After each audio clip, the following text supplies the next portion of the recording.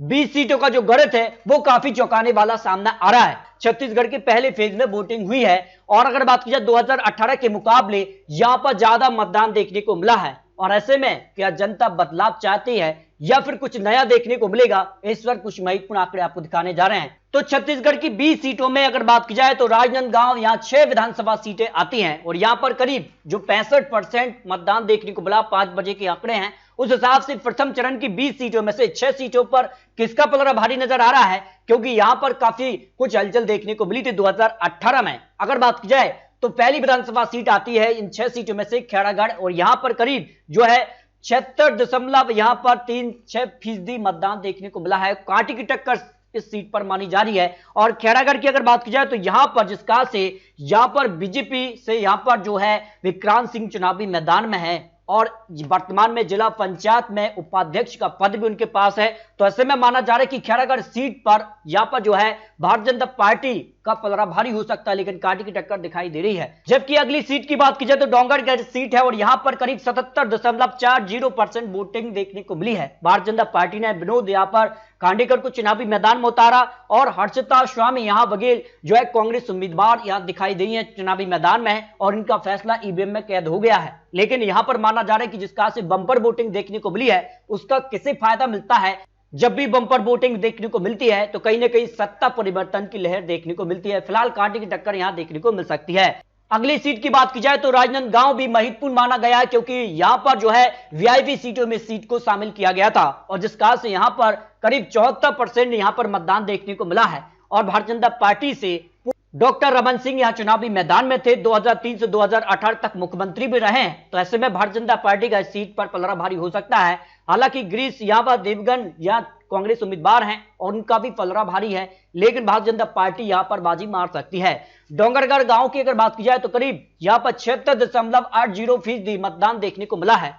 कांग्रेस ने यहां पर जो है दलेश्वर साहू को यहां चुनावी मैदान में उतारा, जबकि भरतलाल वर्मा को भारतीय जनता पार्टी ने अपना उम्मीदवार बनाया और ऐसे में सीट पर भी कांटे की टक्कर देखने को मिल सकती है। खुज्जी की अगर बात की जाए तो यहां पर करीब 72.01% मतदान देखने को मिला है। भारतीय जनता पार्टी ने गीता साहू और यहां पर कांग्रेस ने बोलाराम साहू को चुनावी मैदान में उतारा। तो ऐसे में सीट पर भी कांटे की टक्कर देखने को मिल सकती है, जो अनुमान यहां पर सामने आ रहा है। अगर बात की जाए तो यहां पर मानपुर विधानसभा सीट की तो यहां पर भी सीधे तौर पर 76% लगभग मतदान देखने को मिला है। संजीव शाह भारतीय जनता पार्टी के उम्मीदवार, जबकि इंदर शाह मडावी यहां पर जो है कांग्रेस उम्मीदवार यह चुनावी मैदान में रहे। तो इस सीट को लेकर भी जो है काफी जो है यहां पर भी कांटे की टक्कर देखने को मिल सकती है। इस तरह से अगर बात की जाए तो राजनांदगांव को लेकर 6 विधानसभा सीटें, 6 सीटों में से कांग्रेस 4 सीट पर पलड़ा भारी हो सकता है जो अनुमान है, और 2 सीटों पर भारतीय जनता पार्टी का पलड़ा भारी हो सकता है। लेकिन आपको बता दें ये चुनावी आंकड़े हैं। जबकि अगर बात की जाए तो कबीरधाम जिले से 2 विधानसभा सीटें आती हैं, करीब 63% यहां पर मतदान देखने को मिला है और ऐसे में जिले की 2 विधानसभा सीटों पर किसका कब्जा हो सकता है जो अनुमान है उस हिसाब से अगर बात की जाए तो पंडारिया विधानसभा सीट से यहां पर जो है भारतीय जनता पार्टी ने भावना बोहरा को चुनावी मैदान में उतारा और जिस कार से यहां पर बात की जाए तो यहां पर जिला पंचायत में यहां पर सभापति और महिला मोर्चा से संगठन मंत्री भी हैं भारतीय जनता पार्टी से भावना मोहरा। और ऐसे में अगर बात की जाए तो यहां पर नीलकंठ चंद्रवंशी यहां कांग्रेस उम्मीदवार हैं। तो यहां पर सीधे तौर पर माना जा रहा है कि सीट पर जो है कांटे की टक्कर के बीच भारतीय जनता पार्टी का पलड़ा भारी हो सकता है। कबरदार से अगर बात की जाए तो करीब 72.89% यहां मतदान देखने को मिला है।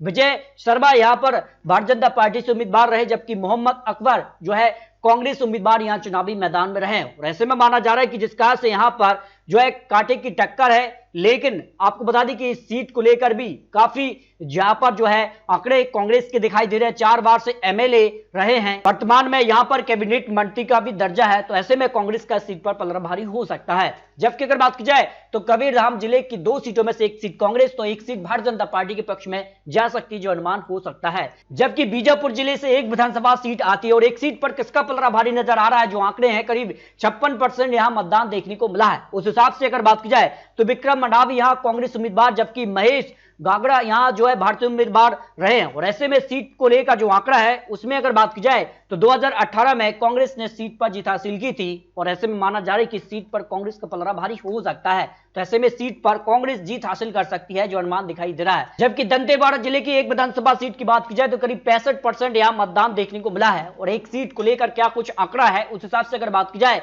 तो यहां पर छबेंद्रिया कर्मा जो है कांग्रेस उम्मीदवार, जबकि यहां पर नेतराम अटामी यहां पर जो है भारतीय जनता पार्टी से उम्मीदवार रहे हैं। और इस सीट को लेकर भी काफी कुछ यहां पर माना जा रहा है कि कम मतदान देखने को मिला है और ऐसे में माना जा रहा है कि इस सीट पर कांग्रेस और भारतीय जनता पार्टी के बीच कड़ी टक्कर देखने को मिल सकती है, लेकिन भारतीय जनता पार्टी इस सीट को जीत सकती है जो अनुमान दिखाई दे रहा है।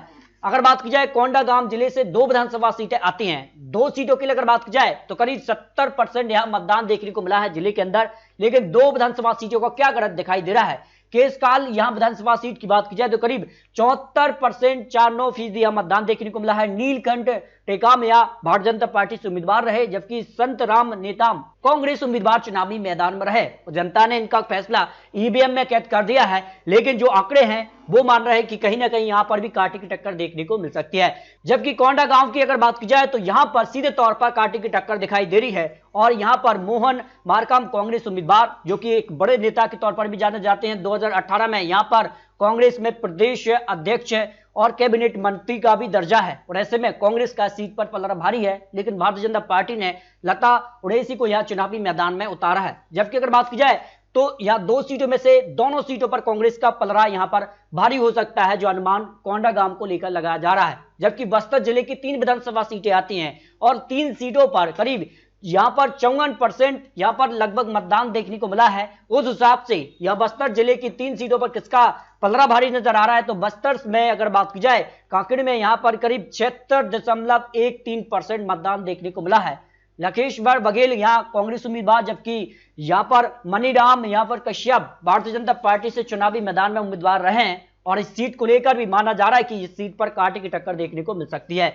जगदलपुर की अगर बात की जाए तो यहां पर करीब 75% यहां मतदान देखने को मिला है। करण सिंह देव यहां भारतीय जनता पार्टी उम्मीदवार, जबकि जितिन यहां पर जायसवाल कांग्रेस उम्मीदवार चुनावी मैदान में है और ऐसे में माना जा रहा है कि सीट पर भी कांटे की टक्कर देखने को मिल सकती है। चित्रकूट की अगर बात की जाए तो यहां पर करीब 70.36% यहां पर मतदान देखने को मिला है। और यहां अगर बात की जाए सीट को लेकर तो यहां पर बस्तर से सांसद और यहां पर जो है कांग्रेस में प्रदेश अध्यक्ष पद भी रहा है दीपक बैज के लिए, तो इसमें माना जा रहा है कि सीट पर कांग्रेस का पलड़ा भारी हो सकता है। तो इस तरह से बस्तर जिले की 3 सीटों में से 2 सीटों पर भारतीय जनता पार्टी और 1 सीट पर कांग्रेस को जीत का अनुमान दिखाई दे रहा है। जबकि नारायणपुर जिले की 1 सीट की बात की जाए तो करीब यहां पर 66% लगभग मतदान देखने को मिला है और उस हिसाब से यहां पर जो है भारतीय जनता पार्टी ने केदार कश्यप और यहां पर चंदन कश्यप के बीच कड़ी टक्कर देखने को मिली है और ऐसे में जनता ने इन बड़े नेताओं का फैसला ईवीएम में कैद कर दिया है, लेकिन आंकड़ों के हिसाब से कांटे की टक्कर यहां पर देखने को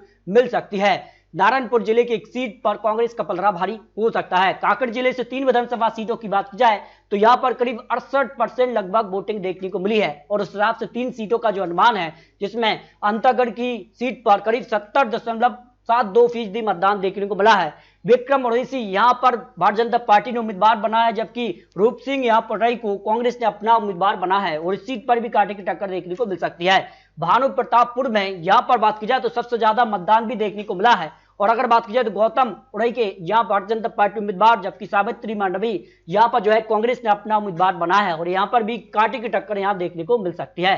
कांकेर की अगर बात की जाए तो कांकेर में करीब 76.13% मतदान देखने को मिला है। आसाराम नेताम यहां पर जो है भारतीय जनता पार्टी के उम्मीदवार हैं, जबकि कांकेर से यहां पर दुर्बा और यहां पर बात की जाए तो कांग्रेस ने अपना उम्मीदवार बनाया, तो ऐसे में इस सीट पर भी कांटे की टक्कर देखने को मिल सकती है। तो कांकेर जिले की 3 सीटों में से यहां पर 2 सीट कांग्रेस के पक्ष में, 1 सीट भारतीय जनता पार्टी यहां पर कड़ी टक्कर दे सकती है, 1 सीट अन्य के पक्ष में भी जाने की संभावना यहां दिखाई दे रही है। तो इस तरह से सुकमा जिले की 1 सीट की बात की जाए तो यहां पर सीधे तौर पर इस सीट पर जो है कांटे की टक्कर है, क्योंकि कोटा सीट आती है और 50% लगभग यहां मतदान देखने को मिला है और सीट पर कांग्रेस को जीत की संभावना दिखाई दे रही है। इस तरह से अगर बात की जाए तो यहां पर सभी जिलों के आंकड़े आपको दिखा है 20 सीटों का और यहां पर जो 9 जिले रहे हैं उनको लेकर आपको कुछ महत्वपूर्ण विश्लेषण और चुनावी गणित दिखाया है 2018 और वर्तमान में जो स्थिति है उस आधार पर। लेकिन आपको बता दें ये चुनावी आंकड़े, चुनावी अनुमान है, लेकिन लेकिन छत्तीसगढ़ की सभी 90 सीटों पर जो पेस मीडिया न्यूज 24 का ओपिनियन पोल था उसमें